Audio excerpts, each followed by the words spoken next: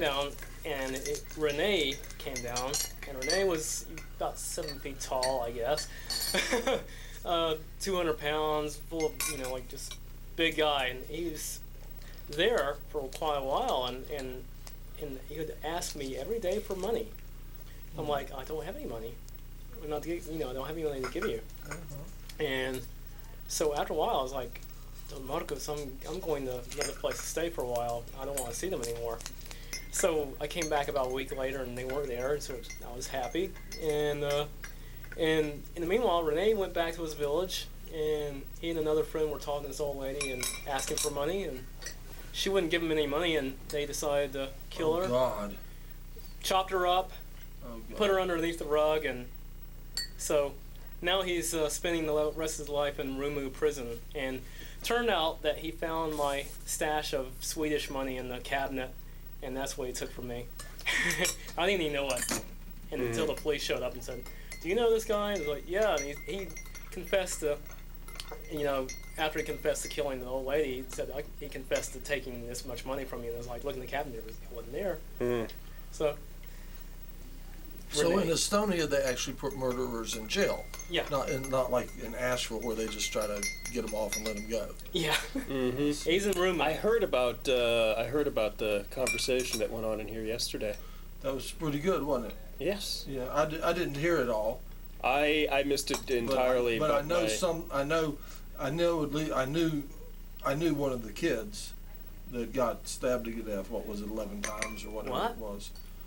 What's this? Yeah, that's apparently, from my experience, from what I've observed, the Asheville Police Department doesn't care anything about murderers. They let them go on misdemeanor charges and stuff like that. A guy tried to murder me. Murder charges makes a town not tourist friendly. Yeah, and the guy Jay was stabbed up like 11 times and stuff like that. When? Upon a couple of summers ago. Bring him in though. And I think the kid that did it, his father may have had political ties or something. I don't know that much about it, but I hear rumors. I know though that a guy tried to murder me. And I had let this guy stay at my house, and I woke up with him standing over me, beating me in the head with a hammer in my sleep, trying to murder me. And I got 4 stitches in the front of my head and 5 staples in the back of my head, and I had to fight for my life for like 30 minutes, and it was like blood splatter walls, and it was all obviously premeditated and everything, and he had already planned that there would be no witness left alive, and eventually I broke out of the bedroom window and escaped, and they let him go on a misdemeanor charge. And when I called up the arresting officer and tried to discuss it with him and tried to tell him I thought that the charges should be more, he told me that he just could not legally charge him with a felony because my wounds were not grievous enough. So I think had they been any more grievous, I would not have lived. I would be dead. Yeah. So I lived, and since I lived, they let him off. It's probably very traumatic. Yeah, I'm being treated now for post-traumatic stress disorder because of that. Yeah. And so that's my personal experience. But then again, I knew one of the kids whose mother was here talking about how her son had been murdered, and they let the guy off. And the paperwork was lost. Is that it? I don't know. I really didn't hear all the stories, but I knew at the time that that's what was going on. That they were just letting him off.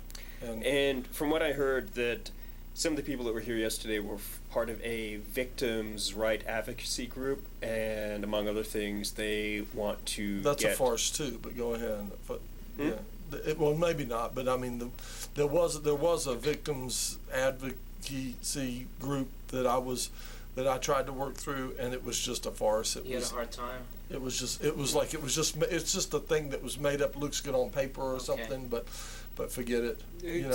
Well, it's my understanding that they want to get Ron Moore out of there because he's been there for 20 years and he just sweeps so much stuff under the rug. Well, what happened to me was the guy who tried to murder me. Mm-hmm. While I was in the they caught him just like 2 doors down from my house. He was covered in my blood. He was an easy one to pick up. I mean, it was, and when I say blood splattered walls, there was blood all over my room. Wow. When I started catching blows to the head, he started trying to take me out on the knees and stuff. And it was, this was like an ongoing, and wrestling and slippery blood and stuff and fighting, and it was insane. And so then, but while I was in the hospital getting stitched up, this guy turned me in for marijuana, and so they let him go on a misdemeanor assault charge, and that's all they would go, misdemeanor assault, and now I'm convicted of 3 felony counts for marijuana. So it appears to me that murderers they let murderers go, basically. They just okay, misdemeanor, you can go. But something that really does damage, like marijuana or something like that, they have made my life pure hell. So they just kind of like slapped him on the wrist. Yeah. For trying to kill you. Right. But in Estonia, they actually put murderers in jail. And actually went to Rumu prison and saw Renee there with Margus. why? What? Why? Because I've never been to a maximum security prison. For the experience. For the experience. Now say it, Ruma? Rumu. Rumu. And what was this place like? Because Well, I'm sure we could call up in our mind an image of an Estonian maximum security prison. let's talk high walls with And let's talk about the other people that were there too, so we can get a description of them. razor wire on the top. Then you go through the walls and you go through a maze of like like this is just like a maze with wire and all this other stuff and dogs running around and you have What guards. kind of dogs? German shepherds, I believe. They like German shepherds sitting between wire. They're like nice. that. They're nice dogs. They're sweet dogs. Anyway, they really are. They're nice. A friend of mine just has a guard dog. dogs, and I knew one that was Dog has puppies. show their teeth. I knew one that was psychotic. Well, I had one It that was really jumped. inbred though. I was like walking down Kimberly one time and one jumped out at me and I just had enough time to just sock it in the nose because it was going after me and it, backed away. It's amazing how if you pop one in the nose, it'll like surprise them. You know what I mean? And they'll Yeah. think twice about. Yeah. For a minute, they're like, "I'm a big bad dog, and I'm going to get you." And you punch them, and they're like, "Whoa!" Oh man, I didn't expect that. Yeah, you showed him who was alpha. That's right. So, Anyway, you might be Rumo's, a big bad dog, but I'm going to punch you. Okay, so tell us about the Rumu? inmates in the maximum security prison. I can't remember all that. I mean, it was, Okay, it was just alright. it was a town. It was a town that was I built went during into the a Soviet. forensic psych ward one time, and boy, Ooh. Oh, I have a psych ward story. It's a town built during forensic the Soviet psych ward era. or just plain old psych ward? Plain old psych it's just ward. a Oh, prison you have town. a forensic psych ward? There's There's a Rumu forensic men's psych prison. ward. Do you wanna tell a maximum story? security, No, Rumu women's I just prison, went in there and maximum it was security, like a lot of and there's very like strange people. light prisons. I did volunteer Scary. work at a psych So, ward. Estonian It's said, pretty interesting. Okay. Just have this Scary prison town. scariness. Why not? All right, I will tell you the story of my trip to the mental hospital, and I was when I used to live in Winston-Salem. Periodically, I would hear that a friend would be in the mental hospital, and every time I would hear of a friend. Broughton in Morganton? Anyway, go ahead. No, I don't think so. I think they have a different one down in the center of the state. That's Okay. and I can't remember now what the. Okay, well, that's a minor detail. I can't Yeah, remember sorry. the name of it Let's anymore. get to the real It's been a meat. lot of Yeah, years. sorry. Come on. So, Okay. I get on so I the heard trail. I heard that my friend, I'll just say my friend Breck. Well, I We're won't say his entertaining last the name. people here. Don't bog Was down in- in minutia. Was in the mental hospital, and always when I went to the mental hospital to visit a friend that was in the mental hospital, I would usually see another friend or two that was in the mental hospital that I didn't know was in the mental hospital, but I would see him in there, So, and I would always visit. Can I just ask you, can you about place this era-wise? Yeah, we'll say 70s. Yeah, that makes Okay, sense. 70s. Yeah. So I had gone down to visit. About when you were born, huh? I had gone down to visit. To be honest with you, I had run with a crowd that had done large volumes of psychedelics, and they had fried their brains. some of them were pretty fried, just like your brain on soy oil or something, whatever. And I went in to visit Breck, and he was like in this day room kind of place, and there was another sort of smaller day room off to the side, and we went in there and we sat in a couple of chairs and we started visiting, like sort of like folding chairs or some kind, or little straight chairs, something they had. And after a while, I noticed that one of the, well, I'll call them inmates, for one of the clients there, whatever, walked by the door. And it was glass around. You could also see in where we were. And this guy came in and he pulled a chair in, and he set the chair up, and he sat in the chair, and he sat there and he watched us. And he was just watching Breck and I have our discussion and visit. He didn't say anything. He was just looking at us. And after a while, another one came in, and he pulled his chair up, and he sat there, and he watched us. And then another one came in and pulled a chair up and watched us. And after a while, again, they made a semicircle around us, and a bunch of them were sitting there. They're just sitting there looking at us. Another one of those walls again. Yeah, and then and a second line was forming behind them. And they were, so it was like a double line semicircle. Here are Breck and I sitting, and we got two semicircles forming around us. Today's activity. And they're all just sitting there There's an watching us. observation committee. They've quit playing pool or whatever they got going on. They're just watching us. And so finally, I just sort of stopped and looked up, and like just sort of looked at like the first guy who'd come in there and started this thing, and like, well, it's up here, and he says, "You're John Blackwell, aren't you?" Oh, That must have been creepy. And I'm like, "Yeah," and he says, "You're famous in here." oh, It's a true story. famous in here. Famous in here. Famous in the middle. That's awesome. And they had all come to see. It's come to The this. one who actually Famous. flew over the cuckoo's nest. Famous in the middle. Still circling. We want your autograph. Well, did your friend Breck ever recover? Not to my knowledge. He did escape a time or two. He was in and out all the time, and Okay. he got out one time. And also another thing is, occasionally when some of my friends would get out of the mental hospital, for some reason they would come straight to my house, and they would with their That's because you were famous. with their bags packed, maybe a bottle of liquor stashed in there, and what happened. Breck came to my house, and can I stay at your house? And I'm like, yeah. And so I let Breck stay at the house, and Do you let any crazy people stay at your house? I used to. Before the guy tried to beat me in the head with the hammer and murder me, I used to let Yeah. people constantly stay at my house. There was a rolling party at my house all the time, and the craziest people were often welcome to be at my house. Now no one is welcome at my house anymore. I live all alone and in the dark, and I hide and I shake, and I'm afraid of people. So this is my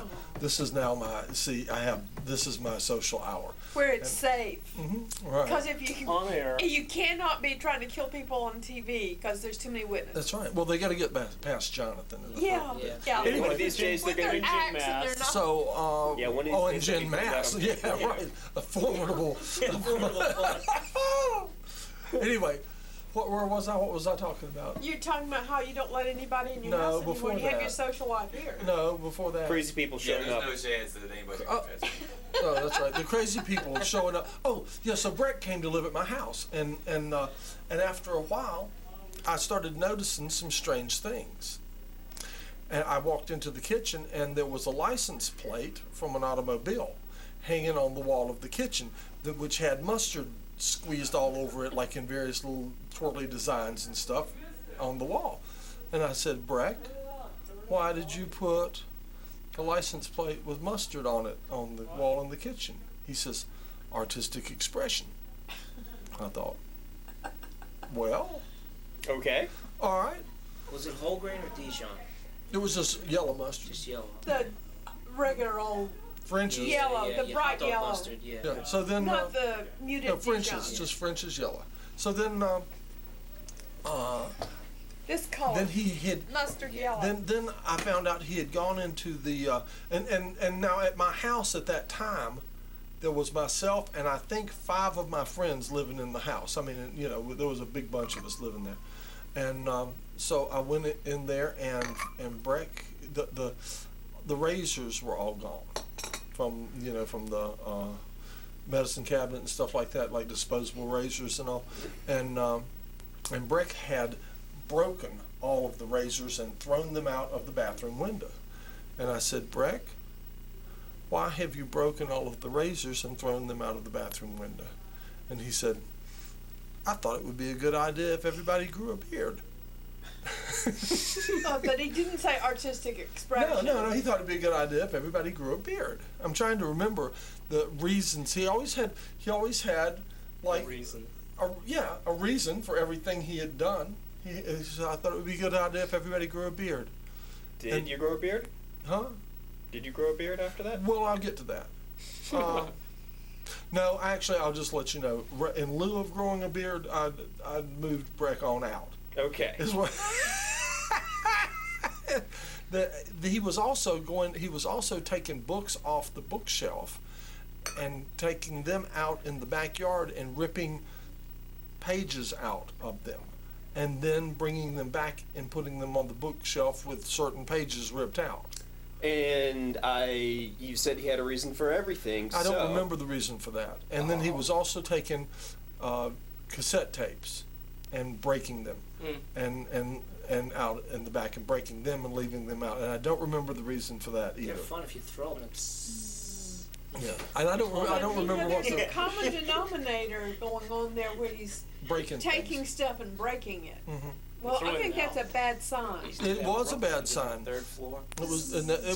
It was about that time that I eventually across quit the- asking him Yeah, why, across the street and just in another started building. saying, Breck, this is Make not another going to work. clothesline.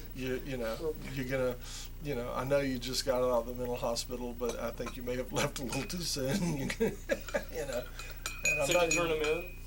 No, I just ran him out. I'm sorry, but He probably turned himself in. that was the way it was.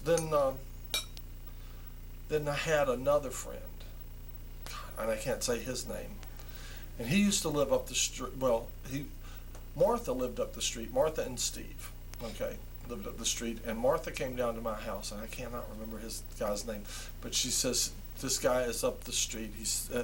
He had gone in the Air Force, and we hadn't seen him for a couple of months or something. And then she comes and she says, this so-and-so is up the street, and he's in the front yard talking to a tree. And she says, I think you should come get him and take him down to your house. So Triage. I took him, so I did. So did all the neighbors pawn all the crazy people off Well, of you I guys? took him down to my house, and at this time, anyway, I gave him a room, and one night I was trying to sleep, and I heard this noise. And it kept getting like louder and louder and louder. And finally it was like, okay, I'm awake now, and I'm not going to be able to go to sleep because this noise coming from the living room. So I got up and I walked into the living room. Now, in my living room, I had a spotlight in the middle of the ceiling that just shines straight down. And he was standing directly under the spotlight, looking straight up at it, and he had no shirt on. And it was like these dramatic shadows, it looked very theatrical, and these dramatic shadows, and he's looking straight up into the light, and the shadows are draping down around him, and he's saying, I am a strong individual. I hear and obey. He's saying to the light. Did you shut the light off? Yes. Oh, Eventually, I shut the light No off. longer strong. So I told him, I said, go to bed, and he's like, I can't sleep. I said, go to bed, close your eyes, pretend to be asleep, definitely be quiet. I have to sleep, And even after he got better and he got over all this stuff and he was talking cool again, like, you know, logically and all, I could ask him about that. And I said, now, I think his name was Bruce. I said, Bruce, do you, whatever his name was, I said, do you know now that the light bulb was not talking to you? And he says, oh yes. He says, I know it wasn't the light bulb. He says it was the power behind the light bulb. So even after he was better, when he looked at that, it was still, you know. I like the concept of throwing the razors out, wanting out people. I mean, if you don't want people to drive, you just go around and take the batteries out of their cars. And Right. throw You them, could say- and and break well- them and throw them. And say, I just wanted people to What time we walk. got? 30 You minutes know, Okay. I just want people to walk. of fun So stories. It's It's logical. Healthy You start farm. from your little area and you grow out. You know, you can't change the world. You can change your. You can own change your house. neighborhood. You Nobody change on your block is, That's right. is driving. Nobody on my Where no block. batteries go. Everybody on my block walks to work now, and they're growing beards. They're growing beards. They're throwing everything out the windows. One of those mad scientist phenomena. This entire block has grown beards, and they walk to work. So how did it happen that you started inviting these people from these kind of disturbed people or sick people? How did it happen that you started inviting them? I didn't start inviting like It just happened. disturbed people. It's just kind of like the Tea Party. I just invite everybody, and disturbed people come. Hey, You wait see a what minute. I mean? Because they feel welcome. Wait a Yeah. second. I think it's more of a hospitable thing. You know, some people have said, I have heard it said, like, if there's a group of 100 people with one schizophrenic in the group, and if you know, one psychotic, and if I walk through, and if people will say, if I walk through the group, then when I come out the other side, the psychotic will be with me. So you're you know? you're a psychotic magnet. If I walk, Some guys are a chick magnet. If he I- attracts crazy people. if I walk through a crowd of 100 people, You ain't and no there's chick one magnet. psychotic in that crowd, when I come out the other end, there will be 2 or 3 psychotics with me. What does your therapist Take say us about to your that leader. tendency? It's Safety. Psychotics sometimes are some of the sanest people you'll ever meet. Well, you're talking to a person who thinks it's your obligation to pull yourself away from the insanity in the world. That's why you're here on the earth. Is to pull yourself away from the insanity. In the world, yeah, because I think the world's very insane. Lately, Well, that's been my sometimes- observation. Like people they have traumatic experiences, I think and it just kind of insanity. like it I have throws them off pills. kilter for a while, and you know, they lose their job, they lose their divorce or whatever, and it just kind of throws them their world upside down, and they can't handle it. You know, and so you know that's what happens to a lot of people. I think I- balance is important. I do. There's temporary imbalances, and then there's long-term imbalances, and then there's the parameters of what people consider insane and what people say is okay, like letting murderers go. Yeah, letting That's murderers go. insane. Yeah, That's but insane. it's considered okay. It's not considered insane. I've- Or there's people who are like, you know, had a hard time and I'm really not This is really doing well good. for this particular It month. And it is. may seem like I'm insane, but I'll bounce back, you know, But the, and that kind of thing. But I think balance is important, and there's a lot of unbalance around. There's Well- a lot of balance. Tends to be a lot of unbalance around. I remember, this is about 10 years ago now. I vaguely lost it for a little while. On Monday. Were you institutionalized? I was not institutionalized. Oh, dear. Although I definitely sort of like blipped to the left for a while. On Monday, I found out that my mom had cancer. This was Okay. 1 week. On Tuesday, the next day, I found out my dad had cancer. Oh God. Oh, And on Wednesday, And that's the very enough to next shake you up a day, little bit. Yeah. the girl that I was dating at the time broke up with me. Oh, that'll throw you out. She probably noticed you getting a little weird over the cancer and was like, I'm not. And it wasn't even that, you know. I hadn't Yeah. seen her a couple days because, you know, I lived here, she lived there, and everything. Right, and but- so you got a little weird, and a little weird. and And Well, how are you all doing? reasonable. Are you making progress? Well, that was 10 years ago.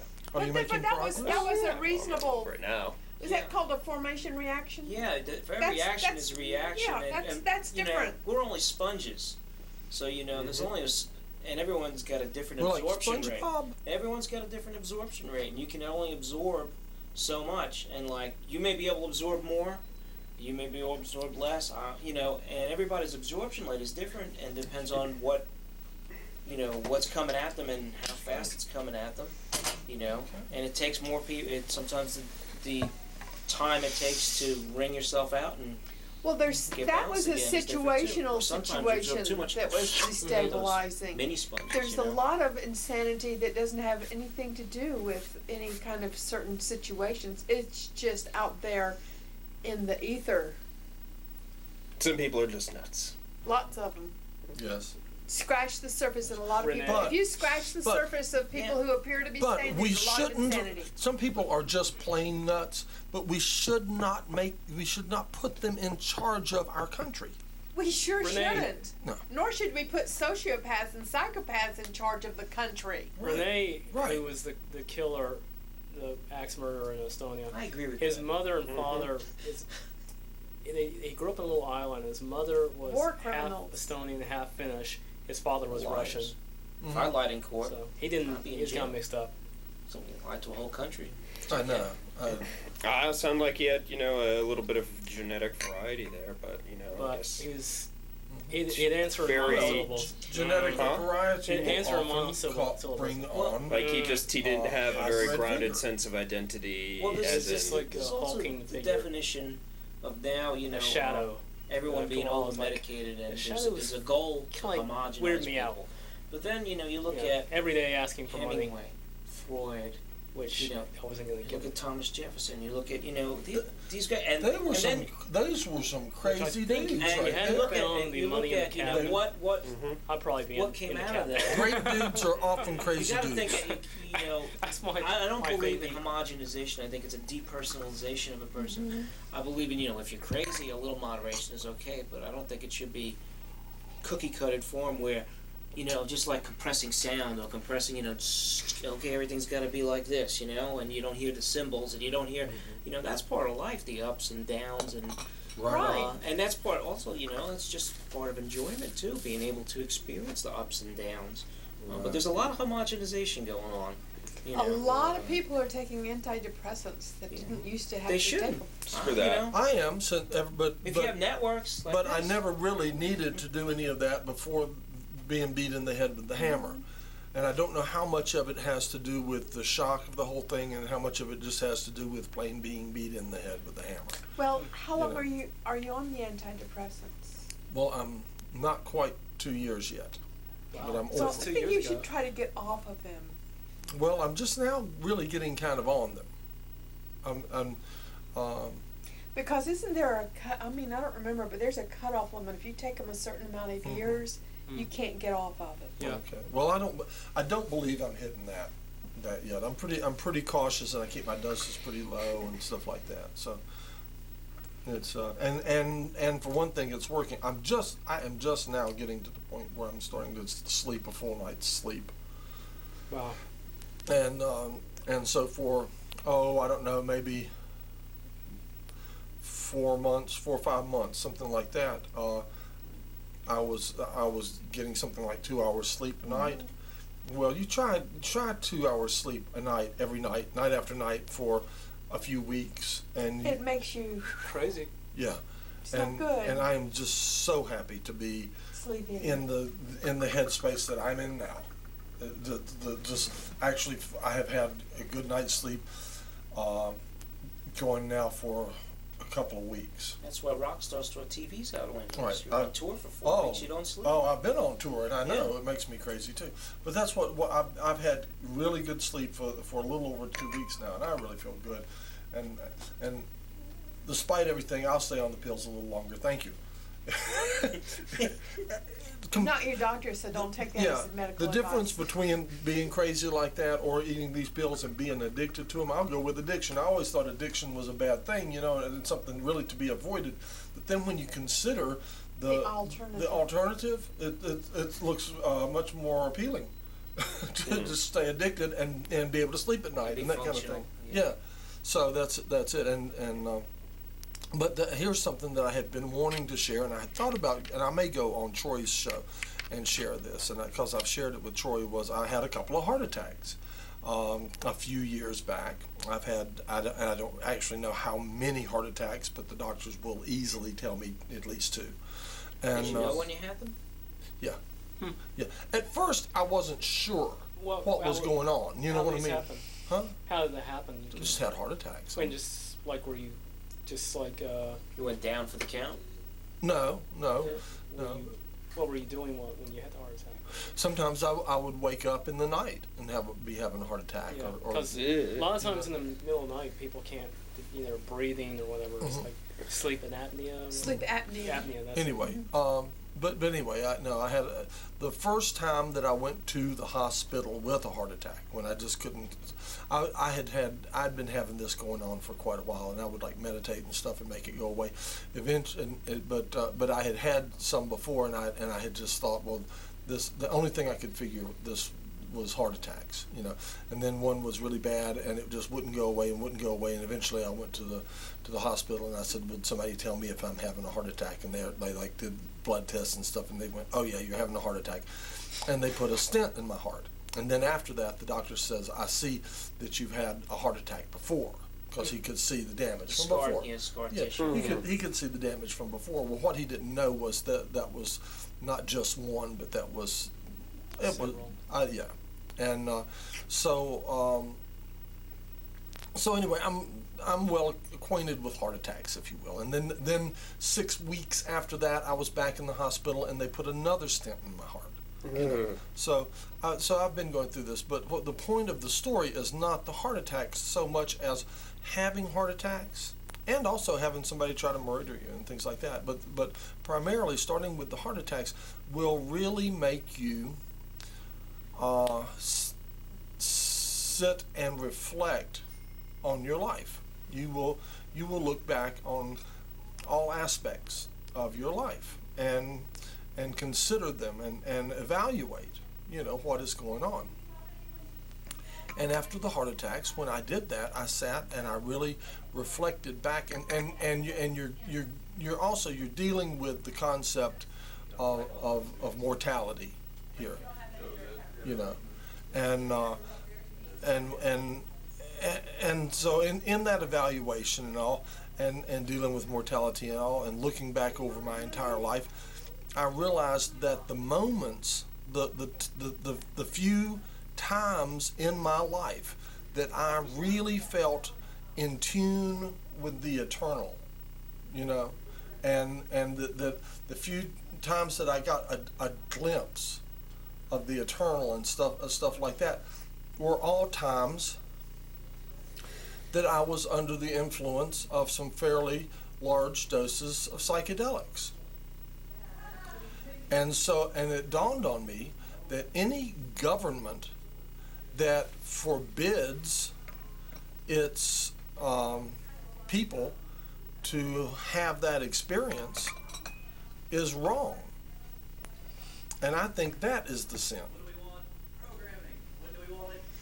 Now you look really bothered.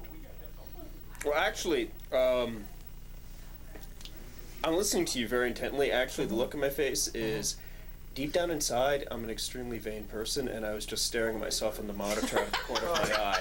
All right, I can believe that. It wasn't like so recently that the laws got passed. 1966? And how netty I look. Where hallucinogenics were outlawed. Oh, your face is very red. Anyway, I think that from you know, Sometimes.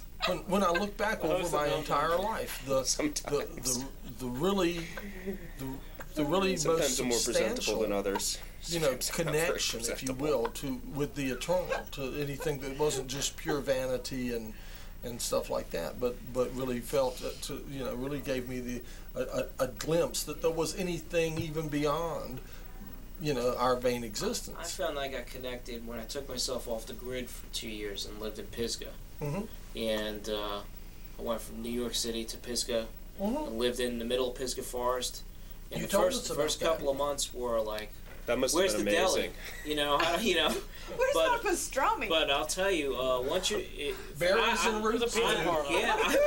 Where's the I wish Subway? that I that wish I had everyone would some take that pastrami. experience, because after you are in sync with the weather, the sun, you have to, if you want to stay warm, you're connected to getting your fuel. If you want to have water, you're connected to your cold-fed spring. If you want to take a hot shower, you're connected to how you heat your water. If you want to go to the bathroom, you go to the outhouse, and and a lot of the food we raised during the summer, we'd farm and dry off, make picante and so forth. I mean, we still went to the store, but we'd go to town once every 2 weeks to play music and get groceries, because if you're not working, we were fortunate if we were caretaking. But the actual taking yourself out of the grid, no TV, one light bulb, one electric light bulb, and cooking off a Coleman stove if you had it, and then we'd make wood fires. But that experience, I mean, you knew when the sun came up, you knew when it came up. You didn't need a watch. You felt the rain coming in. You were like one with the rhododendrons. One you could feel, in real, existence. Just being a part of everything living, everything, and also the cycles. And then when you start coming out of that and you start saying, well, I got to drive my car to get to work every day, then you start feeling yourself, wow, there's this tugging, It's sustainable and you're living, but you're not in sync. You're not, really not. What was your motivation from going from New York City to Pisgah? My motivation originally for leaving is I wanted to experience being an immigrant like my grandfather, and I had the opportunity, and I was a musician. I had a chance to play with a friend and go on tour, so to speak. And but when I moved, it was just a cycle of events where after living in the truck for a year, and just having fun like that, then it was just a matter of meeting people. Like you said, you invite people in. Met a bunch of people along the way that said, hey, we only stayed in a hotel one day. The other times, a couple of nights we stayed in the truck. The other time was just people we met along the way that were very hospitable. Sounds like my brothers. And and the same thing, we met our friends up there, and they were caretaking. And my friends moved to North Carolina. They met Eustace, who runs Turtle Island Preserve, and I think he wrote a book, and they were doing a movie. They met him at a rendezvous, and so they were already into earth skills and so forth, and they had hooked up with my friend Rob Messick, who was originally an author of Katua Journal, and wonderful guy. Katua, yeah. And he was caretaking the Brad Stanbeck estate, and they went there, and we had known them from Staten Island, and we had met them, and they said, well, we got room for you guys to stay there, and that's how I ended up staying there. Well, you fell in with some good people. Yeah. You really I mean, my motivation, I hadn't, there was no plan. That's the beauty of it. There was no plan. Where It I'm just gonna evolved. get, It just yeah, happened. I'm gonna get off the grid. I just let go of my regular life in New York and follow the path that I wanted to follow, and then let things come back and Well, you settle fell in down. with some good people, Yeah. and they led you down the merry path. Yeah. That's what happened. Yeah. But that was. But that was a once good you crowd to experience fall it, in. the first month, my friend had a cat. You were in withdrawals, I'll bet. Yeah, my friend had a cat, and I was in the cot, and they were playing cards, and the cat came in and jumped on my feet, right? And I jumped up, and I ran into the car room, and I said, "We got animals! We got animals! There's a bobcat! There's gonna..." And my friend gets up, and he comes, and says, "It's just Mama Cat, Joe. It's just..." Never seen it And before? You had a lot of common ground. they said, They don't have cats city in people don't belong in the country. And I was like, oh, it's That just was a really house city cat, vibe. huh? You had a lot of common down to do. Light moonlight. I didn't know what the hell moonlight was. You until I was told us there. that. And I had to go outside, and they said, my friend said, I said, "Where's the flashlight? I need to go. Where's the flashlight?" They were like, "Flashlight?" And I was like, "Yeah, flashlight. It's night out." He shut the light off, and I was like, wow, what the hell's that? I mean, it was, stark bright. I mean, bright moonlight, full moon. You know, no clouds. He goes, "That's the moonlight, man." I was like, "No way." He's like, "Yeah." It was the greatest thing in the world. I was That's like, "Wow." wonderful. Well, if you live with this light pollution I know, yeah. and you're in sync with that, Yeah. you really don't. Exactly. You It's don't a- experience the moonlight. unless there's a blackout. That's the only time when you'd see it. I you go know? back to Estonia, but there you can see the Aurora Borealis. Uh-huh. and Wow. It was so cool. And Yeah, during the summer, Estonia is pretty far north, isn't it? yeah, very far north. During the summer times, the sun would go down about 12 and come up about 2. I remember waking up about 3 or 4 o'clock in the morning with the sun shining right in my eyes, and I'd be like, "What? What time is it?" And it was like 10 o'clock in the morning out there. You know, It's one of these places where in wintertime it's just like a little bit of light at noon and that's it. Well, you wake up, the sun comes up about 9 and goes down about 2:30. Yeah. So you've got about 5 hours of sun. Yeah, I lived in Got it. Germany for a while. Yeah. When That's extended. I lived in the Germany. energy Where'd you live in about Germany? Letting people in. Near Heidelberg. That passes You know, on too. were you with the know. military or husband? Something like that? Yeah, I lived in You've Bamberg. had that. Yeah. I don't like any. You've had that hospitality. Oh, yeah, too, and you Bamberg. just I love pass it Europe. on to someone Oh, me else, too. you know. Me too. You know, it's funny.